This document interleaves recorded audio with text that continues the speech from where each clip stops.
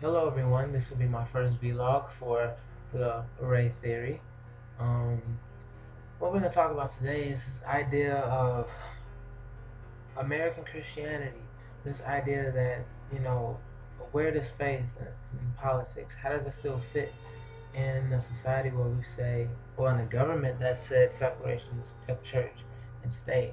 But we see so much of the church or a particular faith background in politics, or at least in the political talk. Even on the government level, even in the White House, even in our lawmaking, we still see so much of the effects of faith.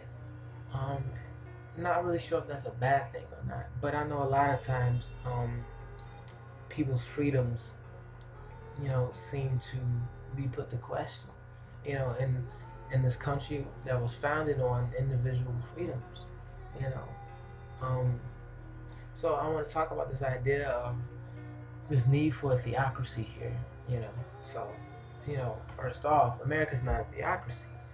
If we had a minister for a president and made laws reflective of scripture, how would we deal with the non-believing or unchristian or non-Christian rather population? You know, where would their rights begin and our rights end?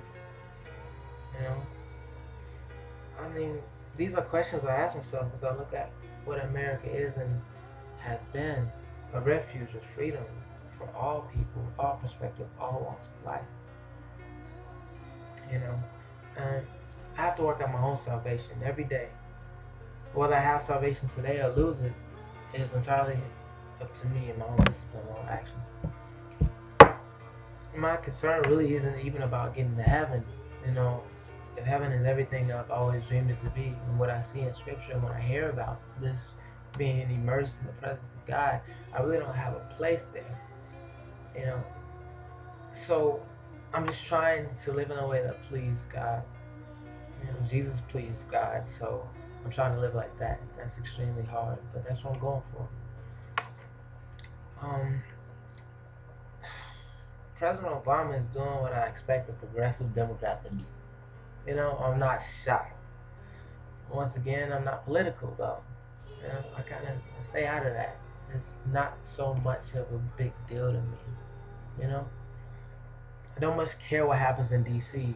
I figure life is complex and too complex for one man or one government set up of people we elect to get it right for everyone.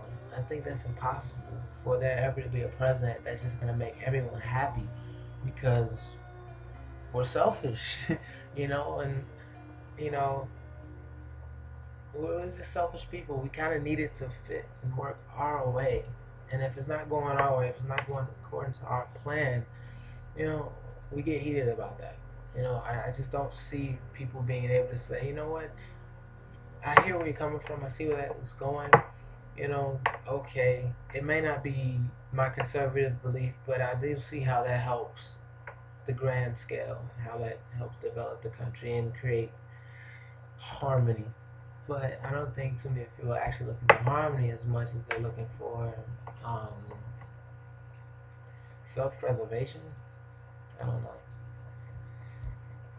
But, I mean, and you just get back to it where you say, if the government was arranged in such a way that, let's say, things like abortion or homosexuality were made illegal, of course there'd be an outcry, just as well as if reading the Bible was made illegal or banned.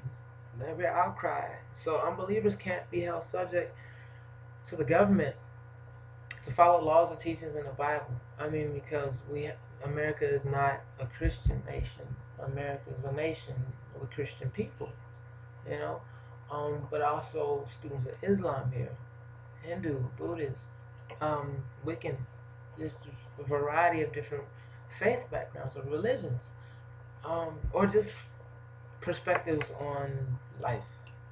And so, in order to say that one perspective is going to be the way that we govern, you know, we have to just neglect Constitution and neglect these things that made America so beautiful in the first place.